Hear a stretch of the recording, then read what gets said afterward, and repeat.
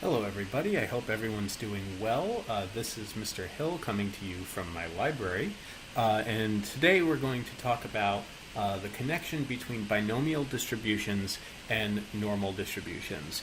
So in Statistics 2, we have talked about binomial distributions and how we can use binomial distributions in our calculator to solve problems associated with finding probabilities with binomial variables. We've also done some review of normal distributions, which you talked about a little bit in Statistics 1. So here I hope I can explain why we're talking about both of these topics at once, because there is a deep, meaningful connection between binomial distributions and normal distributions. So I want to start with a hypothetical scenario here. So let's say we have it that scientists know that a particular species of deepwater fish has the property that 60% of all specimens are female. We just happen to know that about this particular species. Assume that an expedition goes out and selects a random sample of 150 of these fish. So, by the way, some of my students have seen this problem before. I don't think that's such a big deal, given that we've been sort of in limbo for 2 weeks. I don't think it's a bad thing to review these ideas. So what do we know? We know that for this particular species of fish, 60% of all specimens are female. We also know that the expedition is getting a random sample of 150 of them. So without that sample being random, we can't make some of the assumptions that we're going to be making here. So the first question we're going to answer is, how many of these fish would you expect to be female? Well, this is sort of almost a common sense question. In theory, any number of the 150 fish can be female. We could get 0 females, we can get 150 females. But the question is, how many do we expect there to be? Well, if we think about it like a coin problem, if you flip the coin 100 times, how many heads would you expect to get? Well, you'd probably expect to get around 50. Now, you probably won't get exactly 50, but since 50 is half of 100, that is what would make the most sense. So in this case, how many fish would we expect to be female? Well, I would expect it to be about 60% of the 150. So I could find that value by doing 0.6 times 150, and that comes out to exactly 90 of the fish. Now, realistically, I would imagine that I'm probably not going to get exactly 90 females, but I would be kind of surprised if I didn't get close to 90 females, but it's certainly possible. So let's look at the second question. Find the probability that at most 84 fish are female. So how do we solve this? Well, the key to answering this question as it's posed is to recognize that this is really a binomial probability question. How do we know it's binomial? Well, we have a fixed number of quote-unquote trials. Each fish is a trial, so we have 150 fish. Equal sign going there. We also have a fixed probability of quote-unquote success, in this case, female. So I know that my probability of any one of the fish being female is 0.6 or 0.60. So using this information, how do I solve this problem? Well, at most 84 fish means I'm looking for 0 to 84 possible fish being female. And since I'm looking for the probability of multiple events together for binomial, I know that that is a binomial CDF problem. Whereas if it was just one event, I would be using PDF. Okay, so how do I actually find what I need for binomial CDF? Well, recalling that the first number that goes in is my n, which is 150. The second number is my p, which is 0.6. The third number is my lower bound, or the third number, is the upper bound of my range, because CDF is going to give me the sum of every probability from 0 to whatever value I want. So in this case, I want up to 84. This stylus is making my handwriting even worse than usual. So I'm going to get out my handy-dandy calculator to answer that question. So I'm going to do second and vars to go into the distribution menu, and I'm going to scroll down to binomial CDF. So putting that in, I have 150 trials. My probability of success is 0.6, and I'm looking for up to 84 84 fish being female. And this is going to tell me that that probability is about 0.179. So going back here, my probability is about 0.179.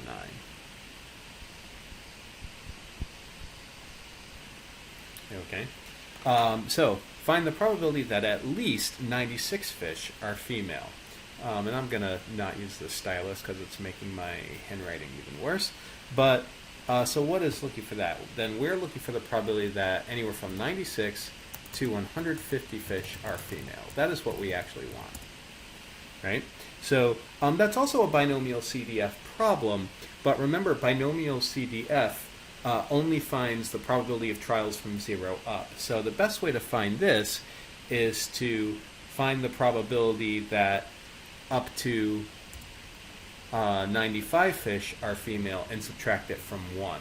So how am I going to do that? I'm going to do 1 minus binomial CDF, and I'm still going to put in the 150, 0.6, and in this case it's going to be, if I want 96 to 150, then I want to subtract 0 to 95. So I'm going to do that. So if I go back into my calculator, I'm now going to do 1 minus, and again I'm going to do second and vars to go into my distribution menu. I need binomial CDF, there it is. And in this case, I want to subtract from 0 to 95. Now that's telling me it's about 0.1799. So going back here, so that answer is about 0.1799. So notice that that's actually very close to the answer that we got for the previous question. The other thing I want you to notice is that 84 and 96 are actually symmetrically spaced around 90. So you have 84, 90, and 96. And these numbers are all 6 apart. Now that is not a coincidence. I set this up on purpose, and it's to illustrate an idea. So if we look at a binomial distribution, see here I have a binomial distribution here with 10 trials where p is 0.7. So that is not the same as the situation we just looked at where we had 150 trials and p was 0.6. But what I want to show you is there's 2 ways that we could make a binomial distribution look closer to a normal curve.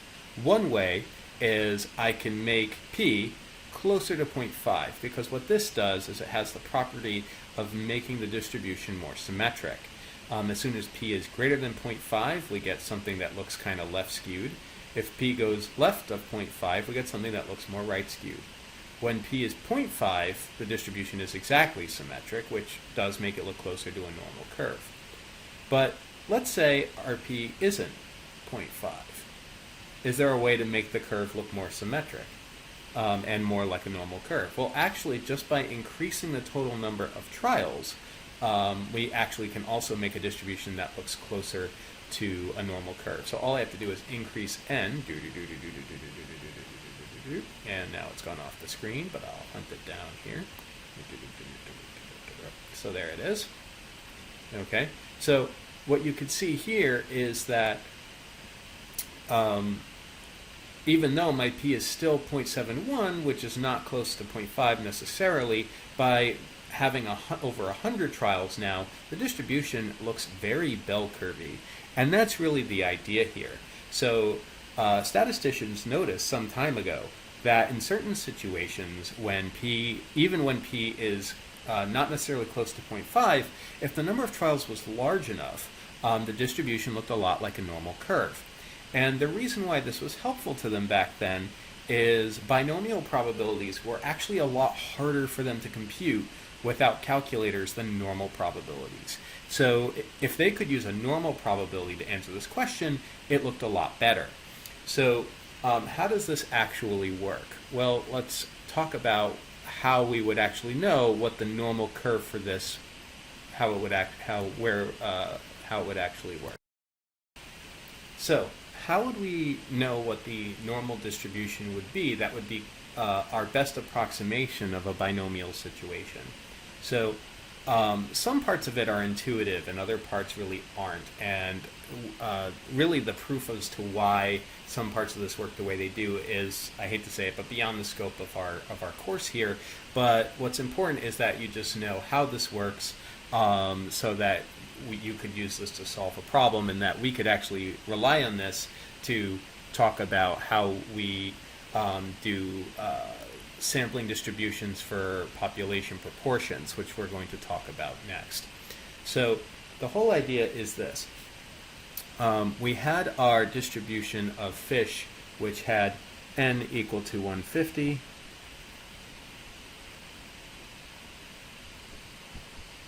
and p equaling 0.6. Right? So in order to identify the normal distribution that would be associated with this situation, we need to identify that normal distribution's mean,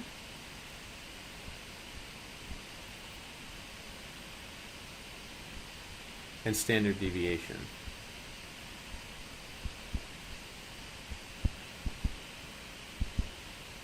So how would we find the mean? Well, what should the mean be? Where should the center of the distribution lie? Well, it should lie at the number of females we expected to find in this population. And we already found earlier that we found by multiplying n times p, which came out to 90. Right? So that should be the center of our normal curve here. That would work. The standard deviation of the normal curve would be, and this one's a little trickier to demonstrate, and this is where I said it's technically beyond the scope of the course, but that's going to be fine for now. We find it by doing the square root of n times p times 1 minus p. So how would we find that for this distribution? Well, it would be the square root of 150 times 0.6 times the complement of 0.6, which is 0.4. Now, that's probably not something you would know how to calculate offhand, so that's why we're going to get out the calculator. I'm going to find the square root of 150 times 0.6 times 0.4. According to my calculator, that value is exactly 6. And yes, I set the problem up so it would work this way. I can do that. Right? So we actually get that the standard deviation here is exactly 6. Right?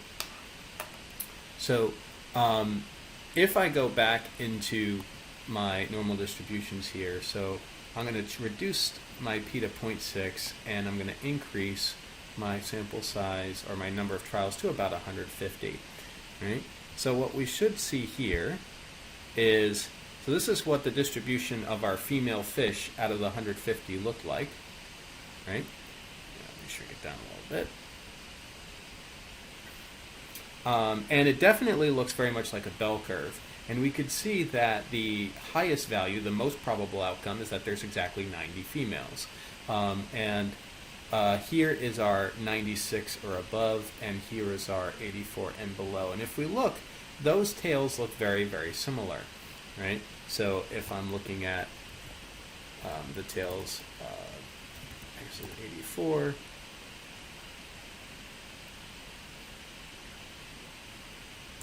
and x equals 96. Let me put these in so you can see them.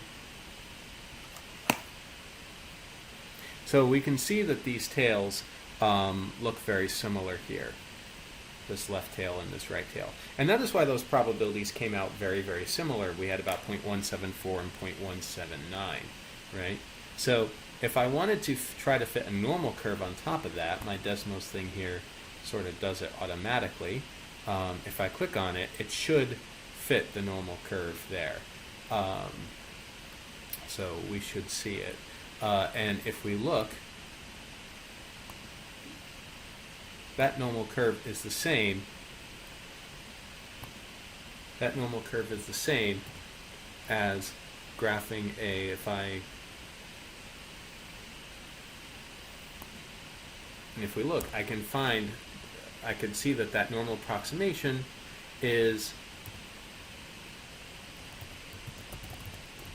the same as a normal distribution with a mean of 90 and a standard deviation of 6. So putting that in, it draws the normal curve for me, and I can see that it fits my histogram pretty well. And that's why this works as an approximation method for this problem. Now, one of the challenges to this method is that the normal approximation isn't exactly perfect when used in a scenario like this. Well, how do I know that it's not exactly perfect? Well, in our situation here,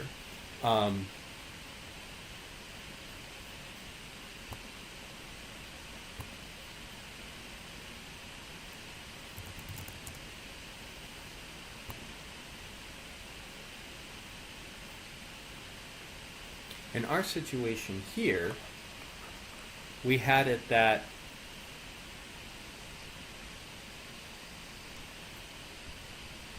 in our actual distribution, if 90 was the most common number of females, we found 84 and below and 96 and above. We found that these were both about 0.179, both of these probabilities. But on a normal curve, on an exactly normal curve, this would have come out a little differently. So the mean would have been 90. And in this case, the 84 and the 96 each represent about 1 standard deviation away from the mean. Well, on an exact normal curve, what percent would that be? Well, an exact normal curve, the middle here is exactly 68%. Which means we have 32% remaining between the two tails. So each of these tails ends up being about 16%. So that's close, but it's not exactly equal to the answer we got when we used the binomial CDF. So statisticians used to use methods like this to give themselves approximate answers to binomial problems when the numbers got really big. So even though in this case the normal curve gives us an approximation of the right answer, there are times in statistics when we use a normal curve instead of a binomial distribution for solving problems about proportions.